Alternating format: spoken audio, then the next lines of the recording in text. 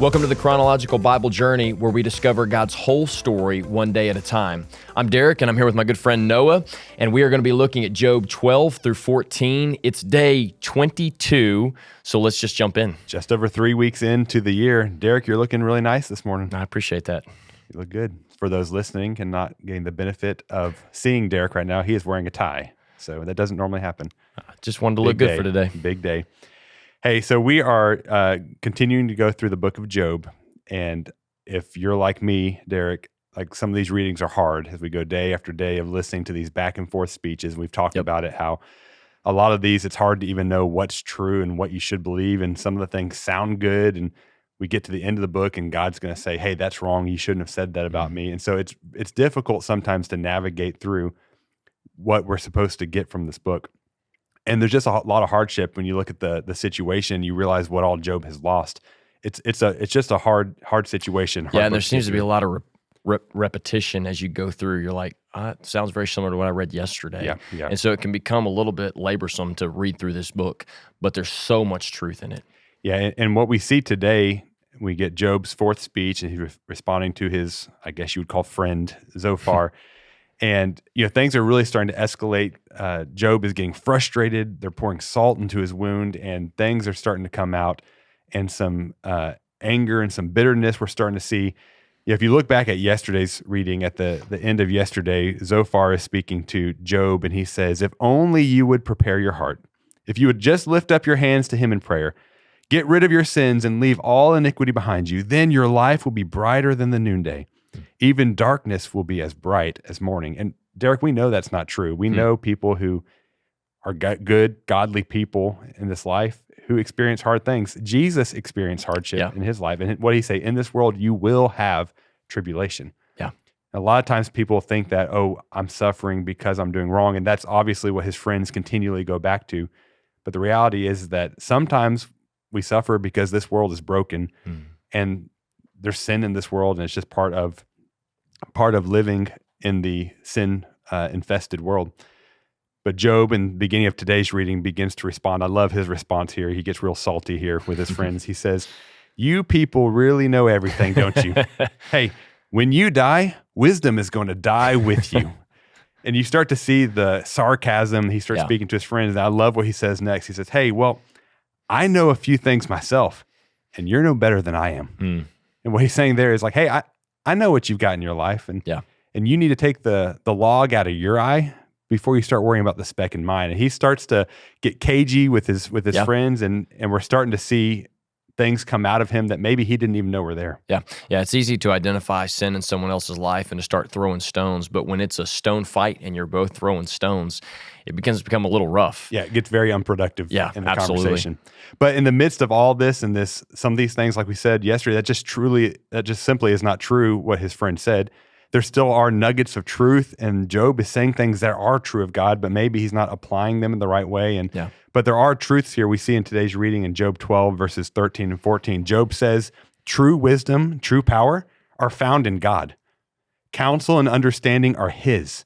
What he destroys cannot be rebuilt. When he puts someone in prison, there is no escape." Yeah. That's a true thing. That God is true wisdom. He is true power, and nobody can come against God. Yeah. But that doesn't necessarily mean that Job is suffering this just because of something he has done or what he's experienced in his life. And so Job is making this defense, and then he turns and he starts making his case and saying, hey, I want to talk directly to God. I want to bring my case to God, and I want to have this argument directly with him because, as we'll see later, he's feeling wronged by God, and he feels like he deserves better in his life. Yeah. And that's a dangerous place for us to be. Yeah, it really is. When we start to think that God owes us something, when God has not been just or fair to us, because we know every single time that God is just and he is true. Yeah, you see a little bit of arrogance in the statement, and a little bit of an entitled mentality of, Lord, you go back to the first chapter, I'm pure and blameless. Yep. And yet here I am. So let's have a little chit chat about this. And that's absolutely a scary place to be. But we've all found ourselves in that spot. Yeah, absolutely. And that's what Job says in Job 13, verses 22 and following. He's speaking to the Lord and saying, Lord, Summon me, and I will answer you. Let me speak to you, and you reply. Tell me what I have done wrong. Show me my rebellion and my sin. Why do you turn away from me? Why do you treat me as your enemy? Why do you constantly come against me in the same way that a leaf is blown by the wind and all this stuff? He's just saying, why are you doing this to me? But it's coming from a place there's, like we said, a seed of arrogance in his life. It's one thing to ask God why you're going through something. It's another thing to question him in that way and say that he has done wrong to you. Yeah. I read a quote recently from Charles Spurgeon, really stuck out to me. He says this: "If any man thinks ill of you, do not be angry with him, for you are worse than he thinks you to be.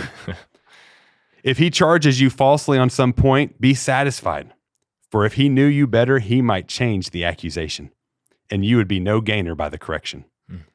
If you have your moral portrait painted and it's ugly, be satisfied, for it only needs a few blacker touches and it would be nearer to the truth."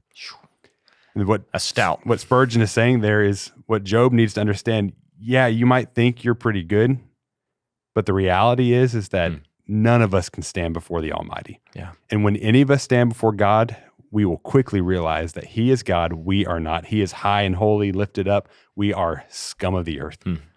But the reality is that for those of us, when we go through suffering and hardship, there's nothing wrong with us taking it to the Lord. In fact, he invites us to take our burdens to him. Absolutely. But what is important is our perspective. Are we going to come to the Lord with arrogance and demanding, and why are you doing this? Or are we going to run to him for refuge and for help? Yeah. We see all over the Bible where people take their problems to God, and sometimes they even question God and want to know, what are you doing? Why are you doing this? The King David in the Psalms did this all the time. Sure.